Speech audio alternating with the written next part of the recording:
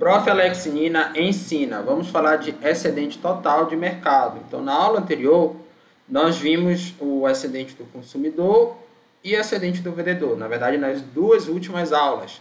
E o excedente total é simplesmente a soma desses dois. Tá? Agora, a gente pode também dizer que o excedente do consumidor é igual ao valor para os consumidores menos a quantia paga. E que vou tirar esse 8 aqui, tá? E o excedente do vendedor é igual à quantia recebida menos o custo para vendedores. Só que a quantia paga vai ser exatamente igual à quantia recebida. Então, esses dois termos aqui dessa equação, quantia paga e quantia recebida, como a paga está negativa e a recebida está positiva, eles se anulam. Aí o que vai sobrar? Valor para o consumidor e menos custo para os vendedores. Essa é a fórmula do excedente total. Então, você pode calcular tanto por essa forma aqui, quanto por essa. Agora, vamos mostrar graficamente. Nós vimos em aulas anteriores que o excedente do consumidor ele vai ser exatamente esse triângulo aqui, formado entre o preço de equilíbrio lá de oferta e demanda, com o topo aqui da curva de demanda. Então, esse triângulo, a área desse triângulo é sempre base vezes altura, dividido por 2, você chega ao excedente do consumidor. Já o vendedor vai ser também do preço de equilíbrio para baixo. Tá? Então, vai ser esse outro triângulo aqui, isso considerando a curva de oferta. E a soma deles forma outro triângulo, que você vê aqui, ó.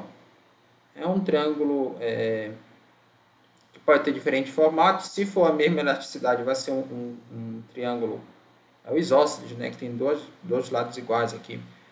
Mas pode ter diferentes formatos também. O importante é que a gente tem 3 triângulos aqui, creio que dê para vocês perceberem. E aí, voltando à segunda equação lá, que é o valor para os consumidores, ela não é um triângulo, tá, pessoal? Aqui é um equilátero. Equilátero não, é um quadrilátero. Não é um quadrado, é um quadrilátero, porque as áreas são diferentes. É exatamente essa aqui em azul. Tá? É o valor para os consumidores. Ao passo que o custo para os vendedores é esse outro triângulo aqui, ó. Tá na parte de baixo da curva de oferta. Então, se a gente diminuir esse por esse, o que sobra é esse triângulo cinza aqui, que é exatamente o triângulo dos dois excedentes aqui, da soma dos dois excedentes. Então, a gente mostrou graficamente como é que aquelas equações estão corretas. A alocação eficiente, pessoal, é aquela que maximiza o excedente total. Esse é o conceito. Então, na alocação ineficiente, parte dos ganhos potenciais de consumidores e vendedores não está sendo obtido. Tá? Isso que a gente tem que entender aqui. Exemplo, um bem não está sendo produzido ao menor custo para os vendedores. Deslocar a produção de um produtor de alto custo para outro que tenha custo mais baixo reduzirá o custo total, aumentando o excedente. Imagina que você tem uma fábrica ali de cerveja que está produzindo álcool em gel. Então, ela não é feita para produzir álcool em gel, ela é feita para produzir cerveja. Então, ela não está sendo a mais eficiente possível. E pode se usar ao contrário. A fábrica de álcool em gel vai produzir cerveja. Está acontecendo isso na economia. Então, se invertesse os papéis, você ia aumentar o excedente total da economia. Tá? É claro que esse exemplo ele pode ser aplicado pode ter vários outros exemplos me dizendo para essa eficiência. Mas a gente vai entender isso aqui graficamente. Se a produção, a quantidade não está no preço de equilíbrio, isso aqui pode ser o imposto, pode ser a determinação de um preço mínimo ou preço máximo, como já mostrei em aulas anteriores, enfim, não está no ponto de equilíbrio, que seria o ponto de eficiência. O que acontece? O excedente total só é essa área aqui.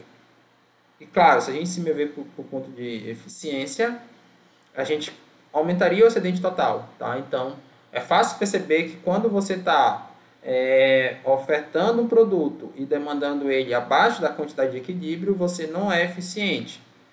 É um pouco mais difícil entender quando está acima da quantidade de equilíbrio, mas a gente vai explicar isso aqui, tá?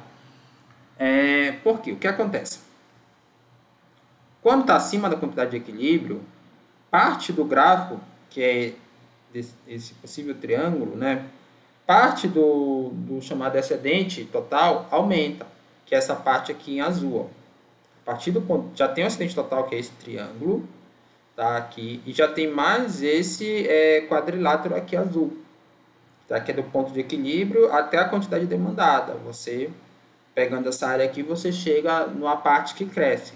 Porém, tem uma parte de custo que aumenta, que é exatamente essa parte aqui, ó. Percebam que esse verde, ele é maior do que esse azul. E ele sempre vai ser maior quando a gente move aqui. Porque ele inclui o azul e mais um cone aqui desse outro triângulo do lado esquerdo. Então, se você está tendo maior custo em relação aqui à quantidade de receita, né? Em relação ao benefício, melhor dizendo, aliás, é o que a gente chama do valor para o cliente, né? Que na fórmula é valor menos custo. Se o valor do cliente está crescendo menos do que o custo, o que está acontecendo com o excedente total? Ele está reduzindo. Tá bom? Então, por isso que tanto se você tiver antes do preço de equilíbrio, como se você tiver depois, mesmo que esse depois você venda mais quantidade de produto, o valor gerado pelos clientes não compensa pelos custos de produção.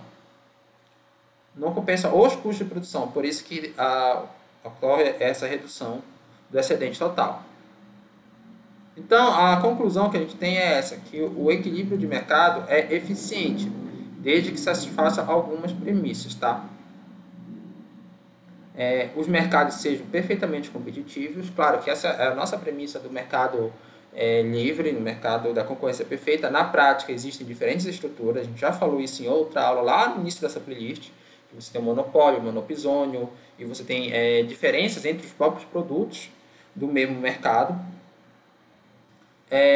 E a segunda é que os resultados importam apenas para os compradores e vendedores do mercado, que também está distante da prática, porque existem as chamadas externalidades positivas e negativas, que nós ainda vamos falar aqui nessa playlist. Mas um exemplo é quando você produz um produto que ele polui o meio ambiente.